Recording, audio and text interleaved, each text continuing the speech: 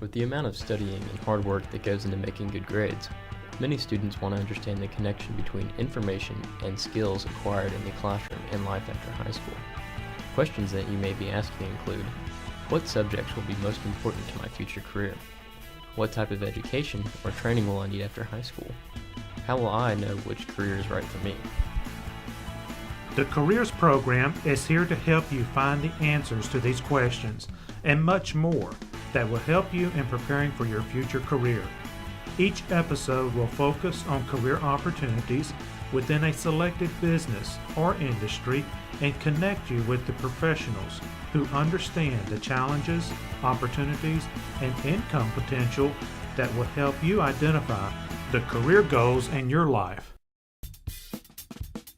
We'd like to welcome you to the Careers program. My name is Chris Hanklin. I work here in Education Technology in Kilgore, Texas at Region 7.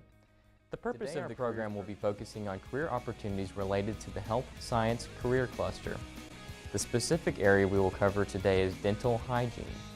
Later in the program, we'll be joined by representatives from Tyler Junior College to learn about the various careers available to students who complete this type of degree. We'd like to begin the program by showing you a short video to provide you an overview of the dental hygiene program, as well as career information pertaining to this field.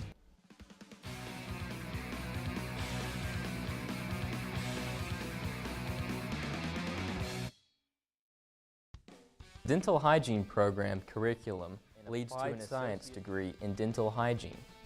The program at Tyler Junior College holds full accreditation from the American Dental Association. Keep in mind where you want to picture yourself in the future.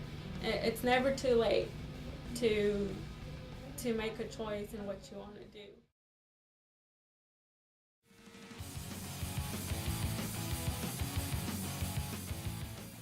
Careers associated with the Health Science Career Cluster. When I mentioned the phrase programs of study, think about a map and how a map is a guide to help you determine which roads and streets you need to take.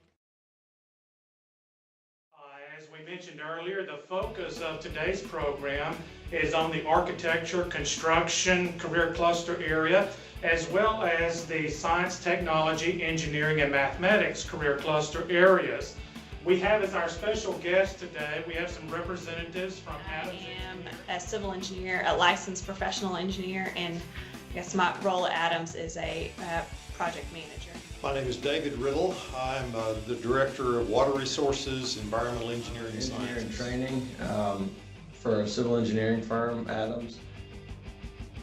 Like a 4-year training, or you're a 4-year trainee, or is that part of the college's requirement, or is that something additional you have to do once you've graduated?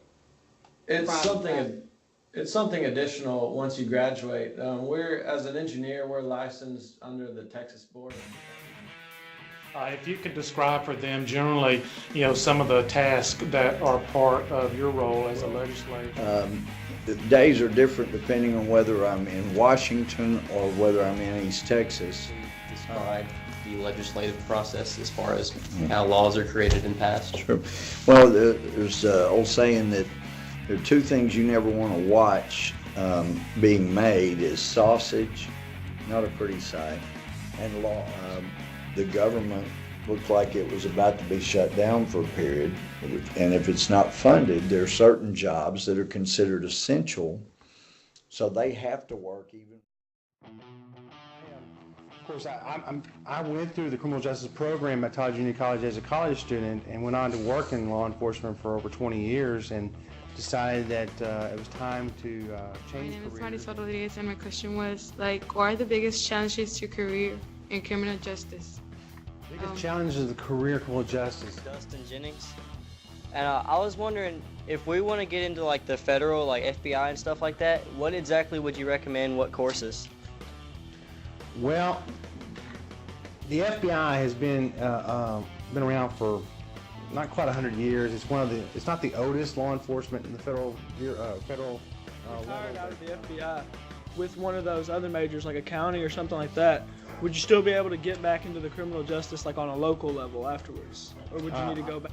Education choice number one is an accounting degree.